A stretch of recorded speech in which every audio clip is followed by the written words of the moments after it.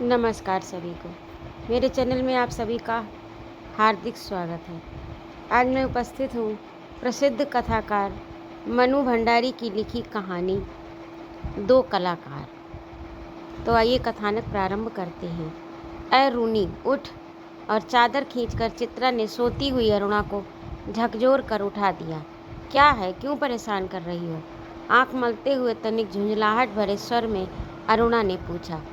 चित्रा उसका हाथ पकड़कर खींचती हुई ले गई और अपने नए बनाए हुए चित्र के सामने ले जाकर खड़ा करके बोली, देख, मेरा चित्र पूरा हो गया। ओह, तो इसे दिखाने के लिए तूने मेरी नींद खराब कर दी, बदतमीज कहीं की। इस चित्र को जरा आँख खोल कर देख, अच्छी तरह तो देख। इस चित्र को जरा आँख खोल कर अच्छी तरह तो देख। ना पा गई पहला इनाम तो नाम बदल देना। चित्र को चारों ओर से घुमाते हुए अरुणा बोली, किधर से देखूं, ये तो बता दे। 1000 बार तुझसे कहा कि जिसका चित्र बनाए उसका नाम लिख दिया कर, जिससे गलतफहमी ना हुआ करे, वरना तू बनाए हाथी और हम समझे उल्लू। फिर तस्वीर पर आंख गड़ाते हुए बोली, किसी तरह नहीं समझ पा रही हूँ कि 84 लाख योनियों में आखिर यह किस जीव की तस्वीर है। तो आपको ये कोई जीव नज़र आ रहा है? अरे जरा अच्छी तरह तो देख, समझने की कोशिश कर। यह है क्या? इसमें तो सड़क, आदमी, ट्राम, बस, मोटर, मकान सब एक दूसरे पर चढ़ रहे हैं, मानो सबकी खिचड़ी पका कर रख दी हो। क्या घनचक्कर बनाया है और उसने ये चित्र रख दिया। जरा सोच कर बता, ये किसका प्रतीक है? तेरी बेवकूफ़ी का।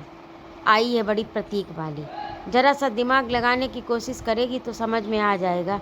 ये चित्र आज की दुनिया के कन्फ्यूजन का प्रतीक है। बस हाँ, थोड़ा दिमाग होना ज़रूरी है। चित्रा ने चुटकी ली तो अरुणा भभक उठी। तुझे तो मेरे दिमाग में कन्फ्यूजन का प्रतीक नज़र आ रहा है, बिना मतलब ज़िंदगी खराब कर रही है। और अरुणा मुँह धोने के लिए बाहर चली गई। लौटी तो देखा 3-4 बच्चे उसके कमरे के दरवाजे पर खड़े उसकी प्रतीक्षा कर रहे हैं। आते ही बोले, दीदी, सब बच्चे आकर बैठ गए, चलिए। आ गए सब बच्चे? अच्छा चलो, मैं अभी आई। बच्चे दौड़ पड़े।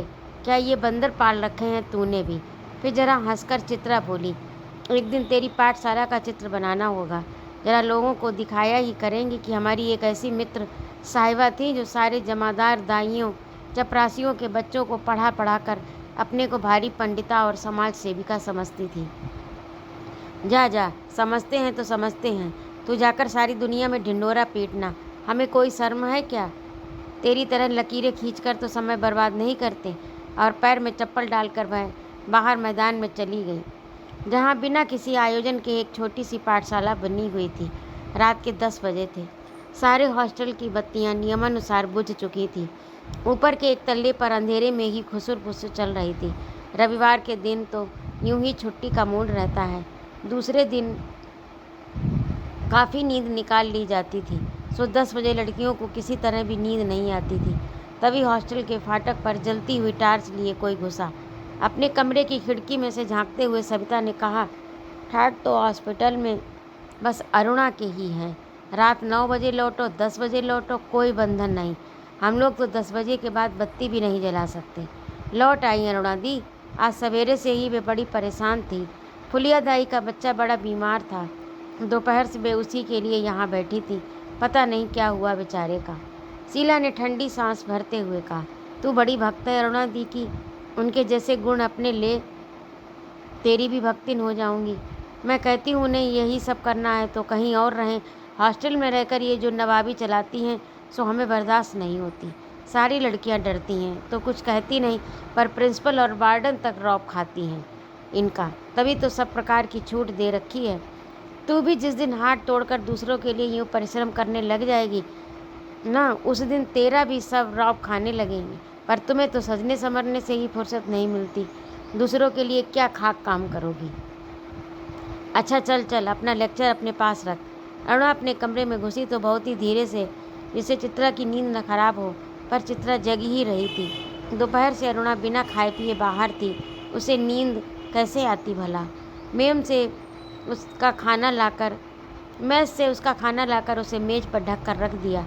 अरुणा के आते ही वह उठ बैठी और पूछा, बड़ी देर लग गई, क्या हुआ रूनी? वह बच्चा नहीं बचा चित्रा, किसी तरह उसे नहीं बचा सके। उसका स्वर किसी गहरे दुख में डूब गया। चित्रा ने माचिस लेकर लैंप जलाया, स्टोव जलाने लगी खाना गर्म करने के लिए। तभी अरुणा ने कहा, रहने दे चित्रा, मैं खाऊंगी नहीं, मुझे जरा भी भूख नहीं। उसकी आंखें फिर छलछला आईं। चित्रा ने कहा, जो होना था सो हो गया, जो होना था सो हो गया, अब भूखे रहने से क्या होगा, थोड़ा बहुत खा लो। नहीं चित्रा, अब रहने दे, बस तू लैंप बुझा दे। उसके बाद 2-3 दिन तक अरुणा बहुत उदास रही, लेकिन समय के साथ साथ गम भी जाता रहा। सब काम ज्यों का त्यों चलने लगा। 4 बजते ही कॉलेज से सारी लड़कियां लौट आईं, पर अरुणा नहीं लौटी। चित्रा चाय के लिए उसकी प्रतीक्षा कर रही थी। पता नहीं कहाँ कहाँ अटक जाती है, बस इसके पीछे बैठे रहा करो। अरे क्यों बड़बड़ कर रही हो? लो मैं आ गई, चल बना चाय। तेरे मनोज की चिट्ठी आई है। कहाँ? तूने तो पढ़ ही ली होगी, तूने तो पढ़ ही ली होगी फाड़ कर, तूने तो पढ़ ही ली होगी फाड़ कर। चल हट, ऐसे बोर चिट्ठियाँ पढ़ने का फालतू समय किसके पास है? तुम्हारी चिट्ठियों में रहता ही क्या जो कोई पढ़े? बड़े बड़े आदर्शों की बातें, खान मानो खत ना हुआ लेक्चर हो गया। अच्छा अच्छा, तू लिखा करना रसभरी चिट्ठियाँ, हमें तो ये सब आता नहीं। मैं लिफाफा फाड़कर पत्र पढ़ने लगी। जब उसका पत्र समाप्त हो गया तो चित्रा बोली, आज पिताजी का भी पत्र आया है। लिखा है, जैसे ही यहाँ का कोर्स समाप्त हो जाए मैं विदेश जा सकती हूँ। मैं जानती थी पिताजी मना नहीं करेंगे। हाँ भाई, धनी पिता की इकलौती बिटिया जो ठहरी, तेरी इच्छा कभी टाली जा सकती है? पर सच कहती हूँ, मुझे तो ये सारी कला इतनी निरर्थक लगती है, इतनी बेमतलब लगती है कि बता नहीं सकती। किस काम की ऐसी कला जो आदमी को आदमी न रहने दे? तो तू मुझे आदमी नहीं समझती क्यों? तुझे दुनिया से कोई मतलब नहीं, दूसरे से कोई मतलब नहीं, बस 24 घंटे अपने रंग तूलियों में डूबी रहती है। दुनिया में बड़ी सी बड़ी घटना घट जाए, पर यदि उनमें तेरे चित्र के लिए कोई आइडिया ना हो तो तेरे लिए वह घटना कोई महत्व नहीं। बस हर घड़ी, हर जगह, हर चीज़ में तू अपने चित्रों के लिए मॉडल खोजा करती है। मेरी इस लगन को देखकर ही तो गुरुजी कहते हैं कि वह समय दूर नहीं जब हिंदुस्तान के कोने कोने में तेरी शोहरत गूंज उठेगी। अमृता शेरगिल की तरह मेरा भी नाम गूंज उठेगा। बस यही तमन्ना है। कागज़ पर इन निर्जीव चित्रों को बनाने के बजाय 2-4 की जिंदगी क्यों नहीं बना देती? तेरे पास सामर्थ्य भी है और साधन भी। मैं तो तेरे और मनोज के लिए छोड़ दिया। तुम दोनों ब्याह कर लो, जल्दी से सारी दुनिया का कल्याण करने के लिए झंडा लेकर निकल पड़ना। चित्रा हंस पड़ी, फिर बोली, अच्छा ये बता, तेरे ये सब करने से ही क्या हो जाएगा? तूने अपनी अनोखी पाठशाला में 10-20 बच्चे पढ़ा लिए तो क्या निरक्षरता मिट जाएगी? या झोपड़ी में 10-20 औरतों को हुनर सिखाकर कुछ कमाने लायक बना दिया तो उससे गरीबी मिट जाएगी? अरे ये सब काम एक के करे नहीं होते। जब तक समाज का सारा ढांचा नहीं बदलता तब तक कुछ होने का नहीं, और ढांचा ही बदल गया तो तेरे मेरे कुछ करने की ज़रूरत नहीं, सब अपने आप ही हो जाएगा। फिर दोनों में कला और जीवन को लेकर लंबी लंबी बहसें होती। चित्रांत में कमर पर हाथ रख कर उठ जाती। अच्छा अच्छा, बंद कर ये लेक्चरबाजी, बोर कहेंगी। ये पिछले 5 वर्षों से इसी प्रकार चल रहा था। हर 10-20 दिन बाद दोनों में अपने अपने उद्देश्यों को लेकर, अपनी अपनी दिनचर्या को लेकर एक गर्मा गर्म बहस हो ही जाती। पर न वह उसकी बात का लोहा मानती थी, न वह उसकी बात की कायल होती। तीसरे दिन से मूसलाधार वर्षा हो रही थी। रोज अखबारों में बाढ़ की खबरें आती। बाढ़ पीड़ितों की दशा बिगड़ती जा रही थी और वर्षा थी कि थमने का नाम ही नहीं लेती थी। अरुणा सारे दिन चंदा इकट्ठे करने में व्यस्त रहती। एक दिन आके चित्रा ने कही दिया, तेरे इम्तहान सर पर हैं, तू कुछ पढ़ती लिखती नहीं है, सारे दिन बस भटकती रहती है। फेल हो गई तो तेरे ससुर साहब क्या सोचेंगे कि इतना पैसा बेकार ही पानी में बहाया। आज शाम को एक स्वयं सेवकों का दल आ रहा है, प्रिंसिपल से अनुमति ले ली, मैं उनके साथ जा रही हूँ। चित्रा की बात को बिना सुने उसने कहा। शाम करुणा चली गई। 15 दिन बाद वह लौटी तो उसकी हालत काफ़ी खस्ता हो रही थी। सूरत ऐसी निकल आई कि मानो 6 महीने से बीमार हो। चित्रा उस समय अपने गुरुदेव के पास गई हुई थी। अरुणा नहा धोकर खा पी कर लेटने लगी, तभी उसकी नज़र चित्रा के नए चित्र की ओर गई। 3 चित्र बने रखे थे, तीनों बाढ़ के चित्र थे। जो दृश्य वह अपनी आंखों से देख कर आ रही थी, वैसे ही दृश्य यहाँ भी अंकित थे। उसका मन जाने कैसा कैसा हो गया। वहाँ लोगों के जीने के लाले पड़ रहे और उसमें भी इसे चित्रकारी ही सूझती है। और न जाने कितनी बातें सोचते सोचते वह सो गई। शाम को चित्रा तो अरुणा को देखकर बड़ी प्रसन्न हुई। गनीमत है तू लौट आई। मैं तो सोच रही थी कहीं तू बाढ़ पीड़ितों की सेवा करते ही न रह जाए और मैं जाने से पहले तुझसे मिल भी न पाऊँ। क्यों, तेरे जाने का तय हो गया क्या? हाँ, अगले बुध को मैं घर जाऊंगी। बस एक सप्ताह बाद हिंदुस्तान की सीमा के बाहर पहुंच जाऊंगी। उल्लास उसके स्वर में छलक पड़ रहा था। सच कह रही है, तू चली जाएगी चित्रा?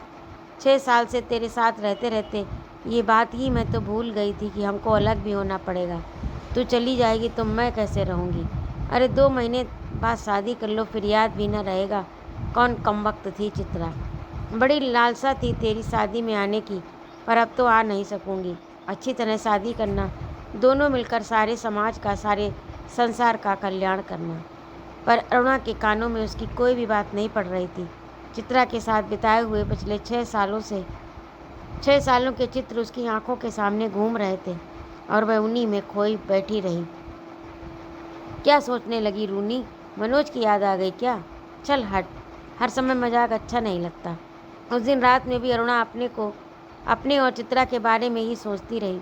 दोनों के आचार विचार, रहन सहन, रुचि जमीन आसमान का अंतर था, फिर भी कितना स्नेह था दोनों में। सारा हॉस्टल उनकी मित्रता को ईर्ष्या की नज़र से देखता था। जब उसके बीए के इम्तहान थे तो चित्रा कितना ख्याल रखती थी उसका। वह अक्सर चित्रा को डांट दिया करती, पर कभी उसने बुरा नहीं माना। यही चित्रा अब चली जाएगी बहुत बहुत दूर। ये 2 महीने भी कैसे निकालेगी? और यही सोचते सोचते उसे नींद आ गई। आज चित्रा को जाना था। हॉस्टल से उसे बड़ी शानदार विदाई मिली। अरुणा सवेरे से ही उसका सारा सामान ठीक कर रही थी। एक एक करके चित्रा सबसे मिल गई, बस गुरुजी के घर की तरफ चल पड़ी। 3 बज गए पर वह लौटी नहीं। अरुणा उसका सारा काम समाप्त करके उसकी राह देख रही थी। और भी लड़कियां वहां जमा थीं। कुछ बार बार आकर पूछ जाती चित्रा लौटी या नहीं। 5 बजे की गाड़ी से वह जाने वाली है। अरुणा ने सोचा वह खुद जाकर देख आए आखिर बात क्या हुई। तभी हड़बड़ाती सी चित्रा ने प्रवेश किया। बड़ी देर हो गई ना। अरे क्या करूं, बस कुछ ऐसा हो जाए कि रुकना ही पड़ा। बस कुछ ऐसा हो गया कि रुकना ही पड़ा। आखिर क्या हो गया ऐसा जो रुकना पड़ा? सुने तो। 2-3 कंठ एक साथ बोले।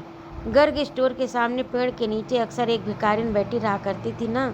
लौटी तो देखा वह वहीं मरी पड़ी है और उसके दोनों बच्चे उसके सूखे शरीर से चिपक कर बुरी तरह रो रहे हैं। जाने क्या था उस सारे दृश्य में कि मैं अपने को रोक न सकी। एक रफ सा स्केच बना ही डाला। बस इसी में इतनी देर हो गई। चर्चा इसी पर चल पड़ी, कैसे मर गई। कल तो उसने देखा था, किसी ने दार्शनिक मुद्रा में कहा, अरे जिंदगी का क्या भरोसा, मौत कहकर थोड़े ही आती है। आदि आदि पर इस समय चर्चा में अरुणा कब खिसक गई कोई जान ही न पाया। 4:30 बजे चित्रा हॉस्टल के फाटक पर आ गई, पर तब तक अरुणा का कहीं पता नहीं था। बहुत सारी लड़कियां उसे छोड़ने को स्टेशन आई, पर चित्रा की आंखें बराबर अरुणा को ढूंढ रही थी। उसे दृढ़ विश्वास था कि वह इस विदाई की बेला में उससे मिलने जरूर आएगी। 5 भी बज गए। रेल चल पड़ी। अनेक रूमालों ने हिल हिल कर चित्रा को विदाई दी, पर उसकी आंसू भरी आंखें किसी और को ढूंढ रही थी। पर अरुणा न आई सो न आई। विदेश जाकर चित्रा तन मन से अपने काम में जुट गई। उसकी लगन ने उसकी कला को निखार दिया। विदेशों में उसके चित्र की धूम मच गई। भिखमंगी और 2 अनाथ बच्चों के उस चित्र की प्रशंसा में तो अखबारों के कॉलम भर गए। शोहरत में ऊंचे कगार पर बैठ चित्रा अपना पिछला सब भूल गई। पहले बस तो अरुणा से पत्र व्यवहार बड़े नियमित रूप से चला, फिर कम होते होते एकदम बंद हो गया। पिछले साल से तो उसे ये भी नहीं मालूम कि वह कहाँ है। नई कल्पनाएं, नए नए विचार उसे नवीन सृजन की प्रेरणा देते और वह उन्हीं में खोई रहती। उसके चित्रों की प्रदर्शनियाँ होती। अनेक प्रतियोगिताओं में उसका अनाथ शीर्षक वाला चित्र प्रथम पुरस्कार पा चुका था। जाने क्या था उस चित्र में, जो देखता वही चकित रह जाता।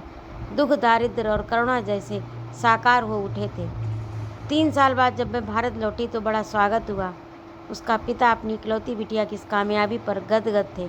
समझ नहीं पा रहे थे उसे कहाँ उठाएं, कहाँ बिठाएं। दिल्ली में उसके चित्रों की प्रदर्शनी का विराट आयोजन किया गया। उद्घाटन के लिए उसे ही बुलाया गया। उस प्रदर्शनी को देखने के लिए जनता उमड़ पड़ी। भूरी भूरी प्रशंसा हो रही थी।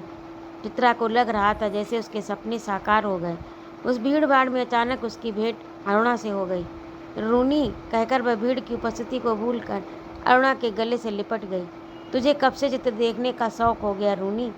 चित्रों का नहीं, चित्रा को देखने आई थी। तू तो एकदम भूल ही गई। ये बच्चे किसके हैं? ये दो प्यारे से बच्चे अरुणा से सटे हुए खड़े थे। लड़के की उम्र कोई 8 साल की होगी, शायद लड़की 5 के आसपास ही होगी। मेरे बच्चे हैं और किसके? ये तुम्हारी चित्रा मौसी हैं। नमस्ते करो अपनी मौसी को, अरुणा ने आदेश दिया।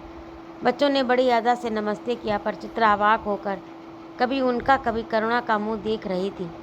वह सारी बात का कुछ तुक नहीं मिला पा रही थी। तभी अरुणा ने टोका, कैसी मौसी हैं, प्यार तो कर। और चित्रा ने दोनों के सिर पर हाथ फेरकर प्यार का जरा सा सहारा पाकर लड़की चित्रा की गोद में जा चढ़ी। अरुणा ने कहा, तुम्हारी ये मौसी बहुत अच्छी तस्वीरें बनाती है। ये सारी तस्वीरें इन्हीं की बनाई हुई हैं। सच? आश्चर्य से बच्ची बोल पड़ी। तब तो मौसी तुम जरूर ड्राइंग में फर्स्ट आती होगी। मैं भी अपने क्लास में फर्स्ट आती हूँ। तुम हमारे घर आओगी तो अपनी कॉपी दिखाऊंगी। बच्ची के स्वर में मुकाबले की भावना थी। चित्रा और अरुणा इस बात पर हंस पड़ी। आप हमें सब तस्वीर दिखाइए, मौसी समझा कर बच्चे ने फरमाइश की। चित्रा समझाती तो क्या यूं ही तस्वीरें दिखाने लगी। घूमते घूमते वे उसी भिखारिन वाली तस्वीर के सामने जा पहुँचे। चित्रा ने कहा, ये वही तस्वीर है रूनी जिसने मुझे इतनी प्रसिद्धि दी। ये बच्चे रो क्यों रहे हैं मौसी? तस्वीर को ध्यान से देखकर बालिका ने कहा, इनकी माँ मर गई, देखती नहीं मरी पड़ी है। इतना भी नहीं समझती। बालक ने मौका पाते ही अपने बड़प्पन की छाप लगाई।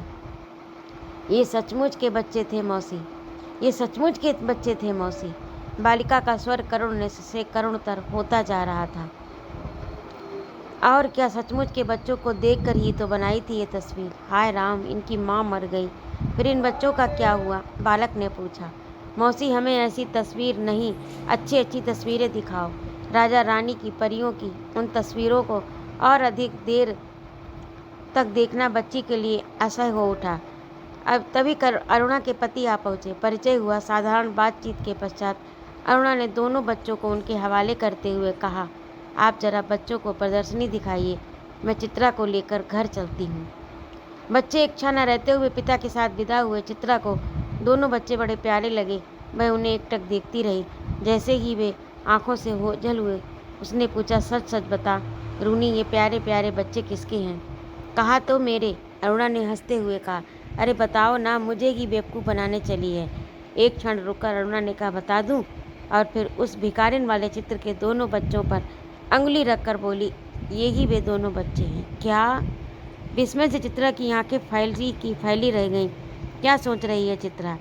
कुछ नहीं, मैं सोच रही थी, पर शब्द शायद उसके विचारों में ही खो गए। तो अभी आप सुन रहे थे मनु भंडारी की लिखी कहानी। आपको कैसी लगी कमेंट करके अवश्य बताइएगा।